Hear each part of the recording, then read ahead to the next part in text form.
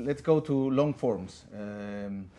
There were times when one story used to fill one number of New Yorker or New York Magazine or Squire, 40 pages, 50 pages, the whole magazine, with stories that, like, for instance, interviews that never took place, such as Sinatra Has a Cold, or the Silent Season of a Hero. Both stories are masterpieces of the history of journalism, or stories about Floyd Patterson flying to Madrid filled with shame because he lost to Sonny Liston within a minute and a half, and he stayed in Madrid for 5 days.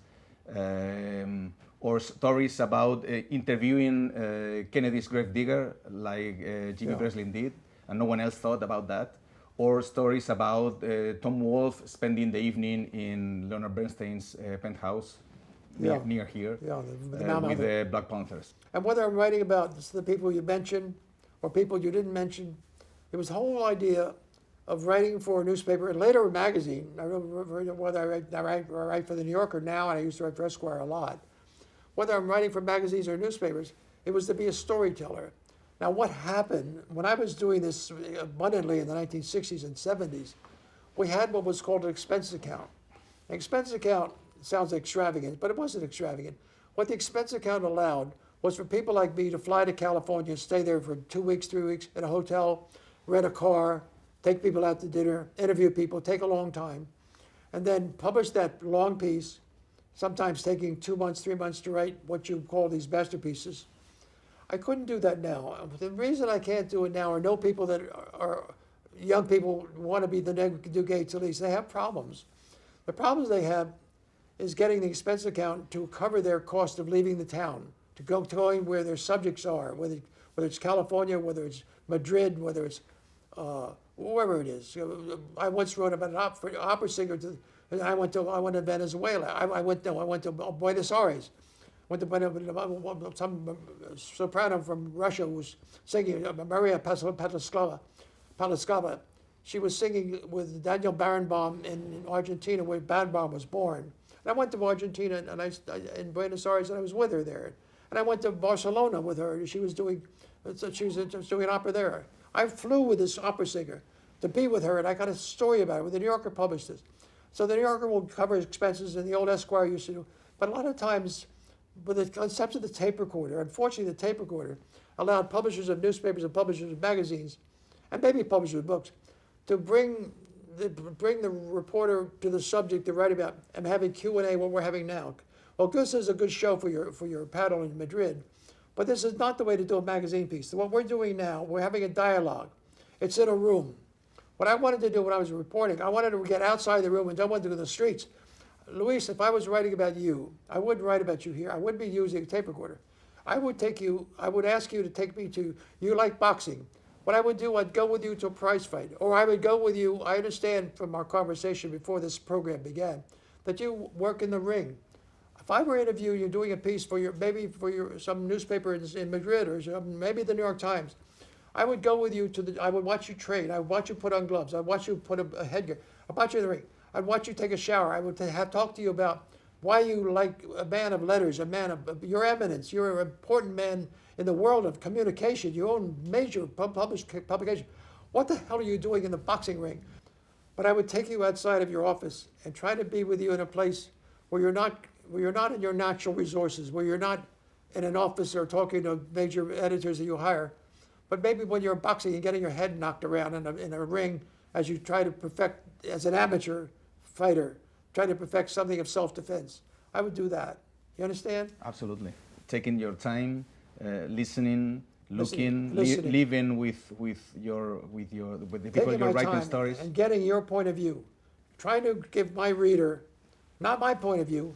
I want to know who you are, how you think, some of the conflicts in your life, some of the differences of your life as both an important and successful man, which you are, an elegant man that you are, but also a guy that could get his head bagged in for a few rounds, and is also comfortable in the ring, in the boxing ring.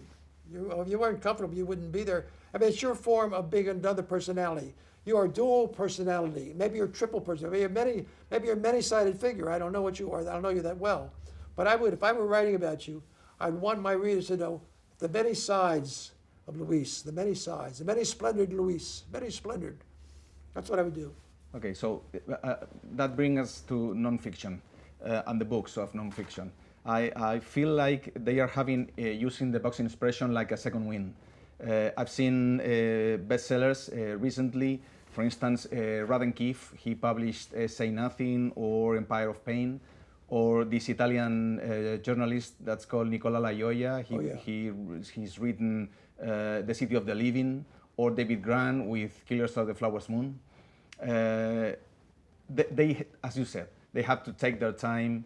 They have to dig in documents. They have to know people, live with these people. They have to take years to finally write a book that's worth reading, and that's probably a bestseller.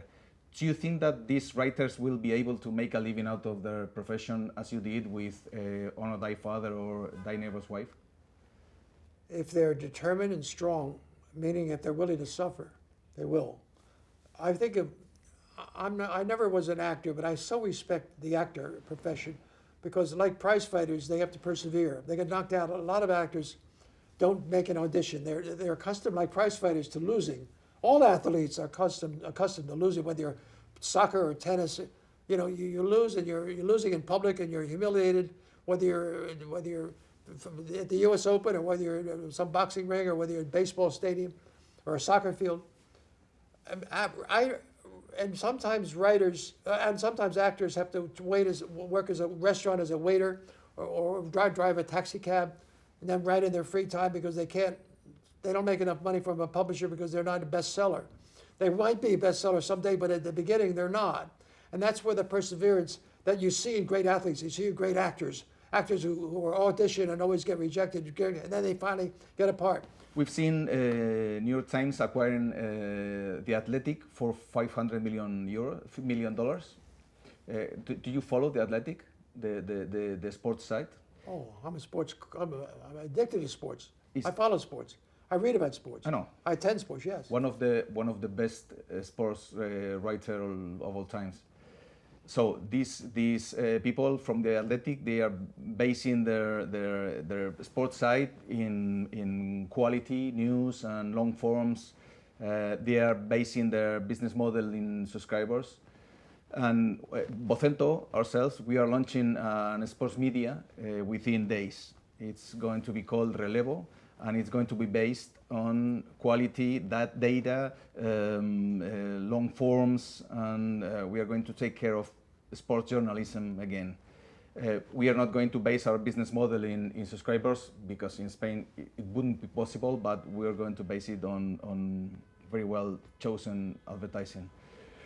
Do you think this is the right path to take? Do you think that long forms and quality is the right path to take for sports information? And if so, would you be so kind to write something for us once in a while for Relevo about, let's say, tennis or boxing or whatever you want? Whatever I cover, surely I would. I think sports is so important. I take your word. We are recording the whole thing, so. Okay, all right, I can do it. Sports is so important because the messages.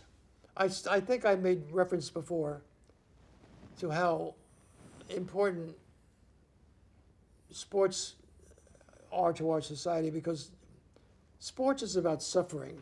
Sports is not about winning, it's about losing. Most people in sports lose more than they win. I don't care if you're a champion, I don't care if you're the best tennis player in the world, that happens to be from your country. That doesn't make it. You still lose more than you win. You didn't care about Sonny Liston, you cared about Floyd Patterson. I cared about the Floyd Pattersons are numerous, whether they're in sports of like soccer or tennis. There's always the Floyd Patterson. They're the losers.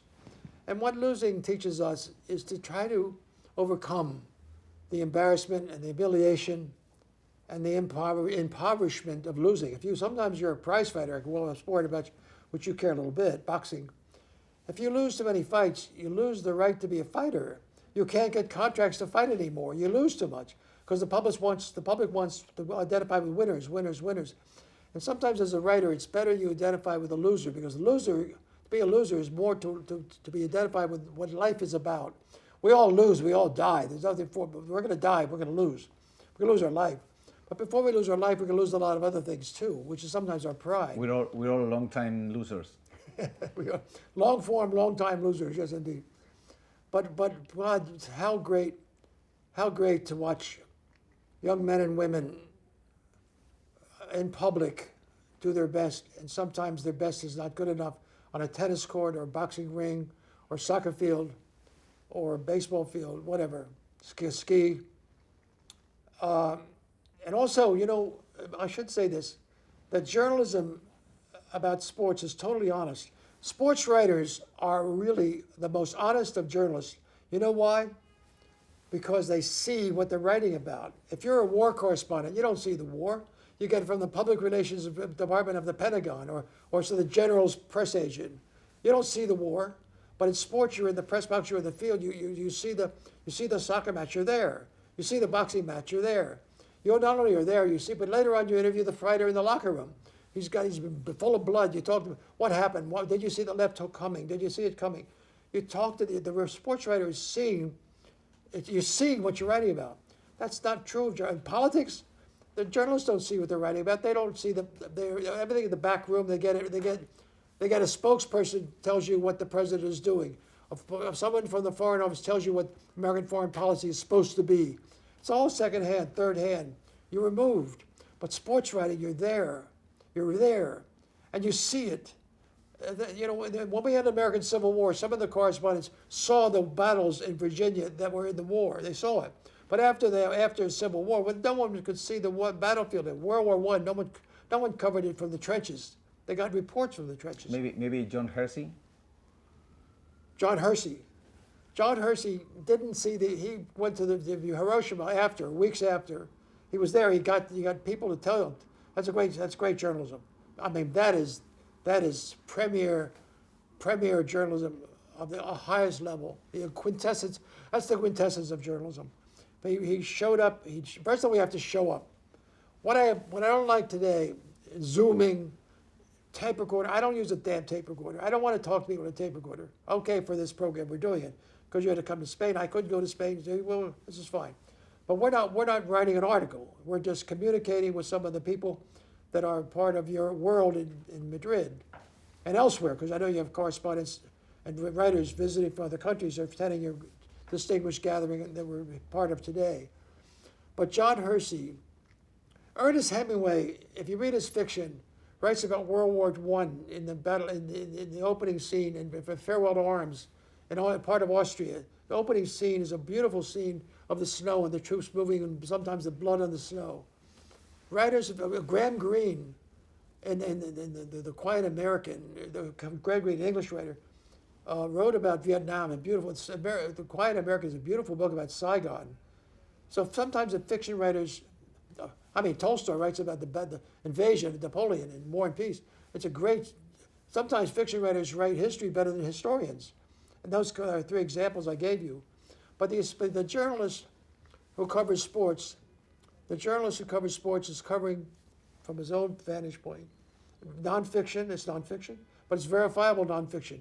Foreign reporting is not verifiable nonfiction. Political reporting is not verifiable nonfiction. They don't know whether you're being lied to or not.